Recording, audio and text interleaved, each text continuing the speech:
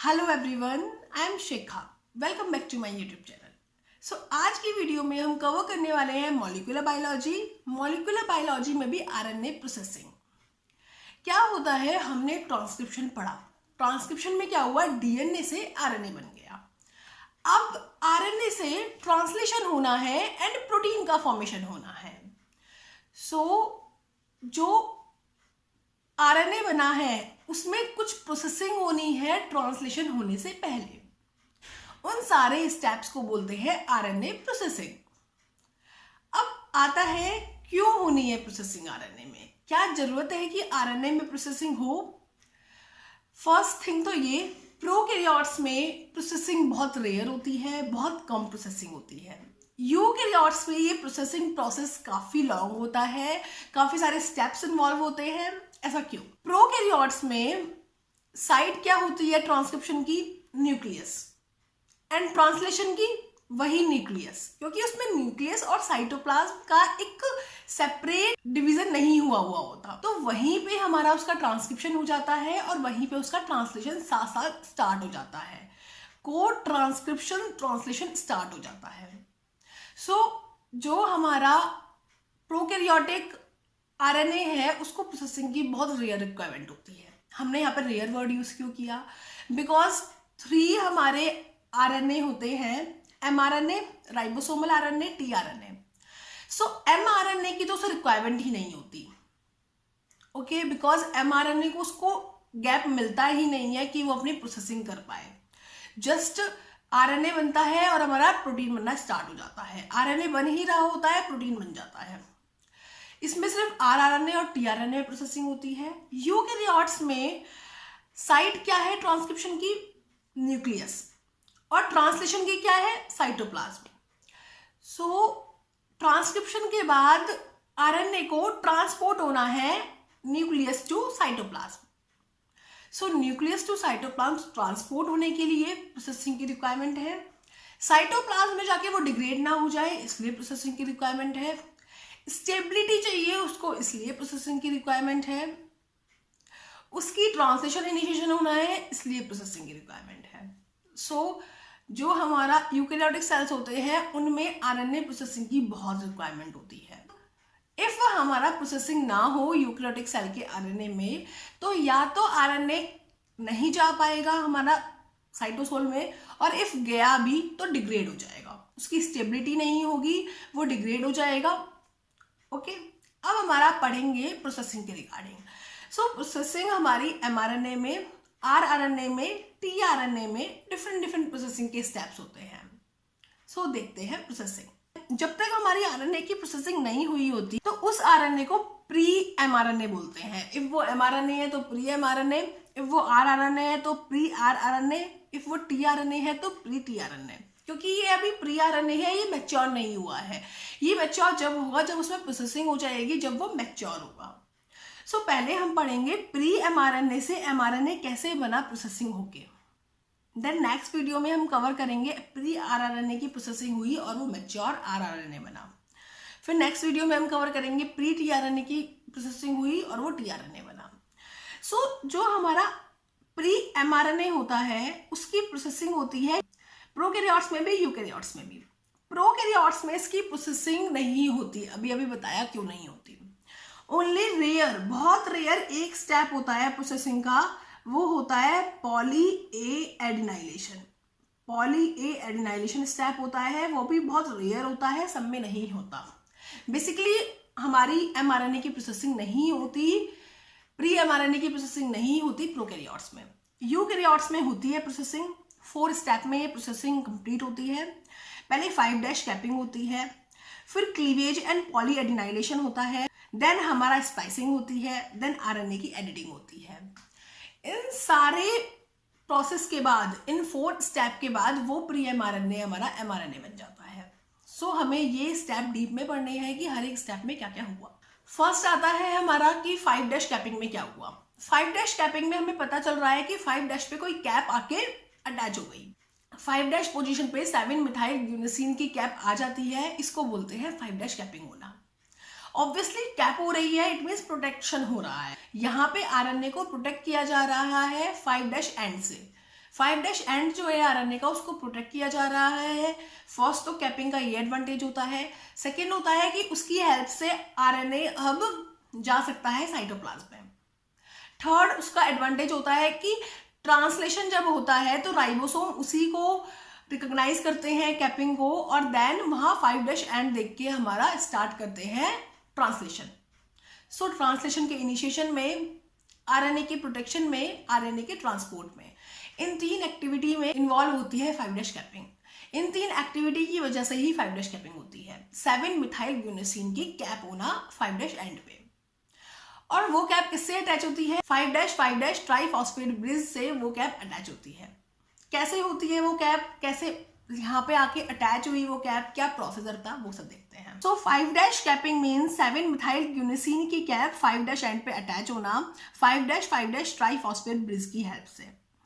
ये कैप जो है वो को ट्रांसक्रिप्शनली हुई। इट मीन्स जैसे ट्रांसक्रिप्शन स्टार्ट हो गया, ट्रांसक्रिप्शन जब भी हुआ तो 5' एंड तो ऑलरेडी बन चुका है, 5' एंड बन चुका है, आगे का ट्रांसक्रिप्शन चल रहा है, तो इसी के ड्यूरिंग वो कैप फॉर्म हो जाएगी। साइट क्या है? न्यूक्लियस। ऑब्वियसली ट्रांसक्रिप्शन हमारा न्यूक्लियस में हो रहा है, साइट वही है न्यूक्लियस। डाइमेरिक कैपिंग एंजाइम के थ्रू हमारी ये कैप अटैच होती है। डाइमेरिक कैपिंग एंजाइम कहाँ पे अटैच होता है? डाइमेरिक कैपिंग एंजाइम जो हमारा CTD होता है, जो हमारा कार्बोक्सी टर्मिनल डोमेन होता है आरएनए पॉलीमरेज में। आरएनए पॉलीमरेज में जो भी हमारा कार्बोक्सिल टर्मिनल डोमेन होता है, हमने आपको लास्ट वीडियो में जब ट्रांसक्रिप्शन स्टार्ट हुआ था, ट्रांसक्रिप्शन चल रहा, ट्रांसक्रिप्शन में आरएनए पॉलीमरेज डिस्कस किया था, तो हमने बताया था कि आरएनए पॉलीमरेज सेकंड रिस्पॉन्सिबल होता है एमआरएनए के फॉर्मेशन के लिए। तो आरएनए पॉलीमरेज सेकंड में एक लार्ज सब यूनिट होती है, that is carboxyl terminal domain. Large सब यूनिट होती है, उसमें हमारा कार्बोक्सिल टर्मिनल डोमेन प्रेजेंट होता है। कार्बोक्सिल टर्मिनल डोमेन हमारा ट्रांसक्रिप्शन के लिए तो इंपॉर्टेंट था ही था, साथ में कार्बोक्सिल टर्मिनल डोमेन से हमारा एक एंजाइम अटैच होता है, that is dimeric capping enzyme. ये डाइमेरिक कैपिंग एंजाइम ही कैपिंग करता है। 5' कैपिंग जो है वो डाइमेरिक कैपिंग एंजाइम ने की है। रोल क्या है? प्रोटेक्ट कर रही है एमआरएनए को, ट्रांसलेशन का इनिशिएशन कर रही है, गाइड कर रही है कि राइबोसोम को कहाँ बाइंड होना है। अब ये कैपिंग होती कैसे है वो देखते हैं। ये हमारा नॉर्मल आरएनए है। आरएनए के एंड पे कोई भी न्यूक्लियोटाइड प्रेजेंट है, वो न्यूक्लियोटाइड जो है उसमें हमारे 3 फॉस्फेट हैं, बिकॉज लास्ट के न्यूक्लियोटाइड में 3 फॉस्फेट होंगे ही होंगे। अल्फा बीटा गामा 3 फॉस्फेट के होंगे, बिकॉज लास्ट वाला जो न्यूक्लियोटाइड है वो हमारा एज अ न्यूक्लियोटाइड आके अटैच होता है। उसके बाद से जो भी न्यूक्लियोटाइड आते हैं उनका पायरोफॉस्फेट निकल के फिर वो अटैच होते हैं। फर्स्ट न्यूक्लियोटाइड जो होता है वो हमेशा हमारा नॉर्मल अटैच होता है, उसमें अल्फा भी होता है, बीटा भी होता है, गामा भी होता है।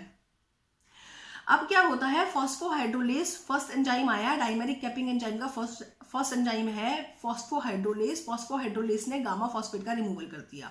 गामा फॉस्फेट का रिमूवल किया है, alpha and beta phosphate same है, अल्फा एंड बीटा फॉस्फेट वहीं रहे।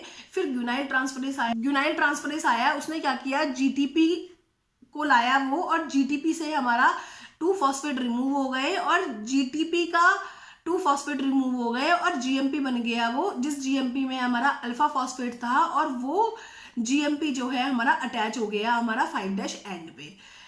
सो इट मीन्स अब हमारे पास 3 फॉस्फेट है, ग्यूनाइल का अल्फा फॉस्फेट है, और जो पहले वाला न्यूक्लियोटाइड था उसका अल्फा एंड बीटा फॉस्फेट है। फिर क्या हुआ? हमारा एक अलग एंजाइम आया, ग्यूनाइन 7 मिथाइल ट्रांसफरेज। उसने क्या किया? मिथाइल ट्रांसफर किया एस एडिनोसाइल मिथ्योनिन से। एस एडिनोसाइल मिथ्योनिन से उसने मिथाइल ट्रांसफर किया। जो ग्यूनाइल का हमारा रिंग थी, हमारी एरोमेटिक रिंग, उसके 7th पोजीशन पे हमारा ये मिथाइल अटैच हो गया हमारा। ये हुई हमारी 7 मिथाइल यूनोसिन की कैपिंग। ये होती है हमारी 7 मिथाइल यूनोसिन की कैपिंग।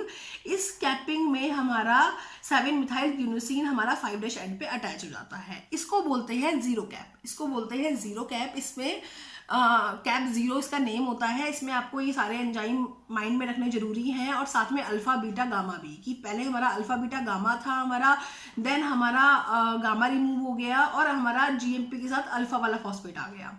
अब ये हमारी कैप 0 थी, बट मोर प्रोटेक्शन के लिए cap first and cap second भी अटैच होती है। Cap first and cap second कैसे अटैच होती है? मिथाइल ट्रांसफरेज की हेल्प से हमारा जो ग्यूनाइल के बाद वाला न्यूक्लियोटाइड है उसके 2nd पोजीशन पे जो शुगर होती है उसके सेकेंड OH पे हमारी मिथाइल ग्रुप ऐड हो जाता है, ये होती है कैपिंग फर्स्ट। और थर्ड कैपिंग क्या होती है, जब हमारा मिथाइल ग्रुप उससे भी नेक्स्ट न्यूक्लियोटाइड के शुगर पे अटैच हो जाता है, दैट इज सेकेंड कैपिंग। इस तरीके से हमारी कैपिंग हो जाती है 5' पोजीशन पे। नेक्स्ट आता है हमारा क्लीवेज एंड पॉलीएडिनाइलेशन। अब क्या हुआ, 5' एंड पे प्रोटेक्शन हो गई, बट जो 3' एंड है हमारा RNA का, वो अभी भी नेसेंट है, उसको भी प्रोटेक्शन की जरूरत है। उसमें प्रोटेक्शन होती है क्लीवेज एंड पॉलीएडिनाइलेशन वाले स्टेप से। होता क्या है, इसको कई बार पॉलीएडिनाइलेशन भी बोलते हैं, कई बार इसको क्लीवेज एंड पॉलीएडिनाइलेशन भी बोलते हैं। पॉलीएडिनाइलेशन मतलब पॉली ए टेल का अटैच होना थर्ड एंड पे, उससे पहले क्लीवेज होता है, देन पॉलीएडिनाइलेशन होता है। इट मीन्स हमारा ये RNA है, कैपिंग यहाँ हो चुकी है हमारी, ये RNA का 3' एंड है, तो यहाँ पे पॉलीएडिनाइलेशन नहीं हो जाता, यहाँ पे ए अटैच नहीं हो जाता। कहीं जो लास्ट साइट होती है सिर्फ उससे ए अटैच नहीं हो जाता, पहले क्लीवेज होती है, किसी भी पॉइंट से क्लीवेज होती है, वो स्पेसिफिक होता है, उस पॉइंट से क्लीवेज होती है, एंड देन हमारा आगे एडिनाइल की हमारी पॉलीएडिनाइल की चेन हमारी अटैच हो जाती है। इसको बोलते हैं क्लीवेज एंड पॉलीएडिनाइलेशन। इससे 3' एंड को भी प्रोटेक्शन मिल जाती है। तो पहले कटिंग होनी है, क्लीवेज होना है, देन हमारा पॉलीएडिनाइलेशन होना है। अब क्या होता है, ये हमारे दो प्रोसेस की हेल्प से होता है, दो स्टेप्स इन्वॉल्व होते हैं इनमें। न्यूक्लियर पॉलीएडिनाइलेशन होता है, फिर साइटोप्लाज्मिक पॉलीएडिनाइलेशन होता है। न्यूक्लियर पॉलीएडिनाइलेशन क्या होता है, न्यूक्लियर पॉलीएडिनाइलेशन में पहले न्यूक्लियस में क्लीवेज होगा, देन पॉलीमरेज होगा और वो एडिनाइल की चेन को अटैच कर देगा। देन साइटोप्लाज्म में चली जाएगी हमारी ये RNA, एंड साइटोप्लाज्म में भी कुछ पॉली ए ऐड हो जाएंगे। क्यों, क्योंकि पॉली ए स्टेबिलिटी को इंक्रीज करते हैं। जितना ज्यादा पॉली ए की चेन लॉन्ग होगी उतना ज्यादा हमारा RNA स्टेबल होगा। सो फर्स्ट स्टेप क्या है, क्लीवेज।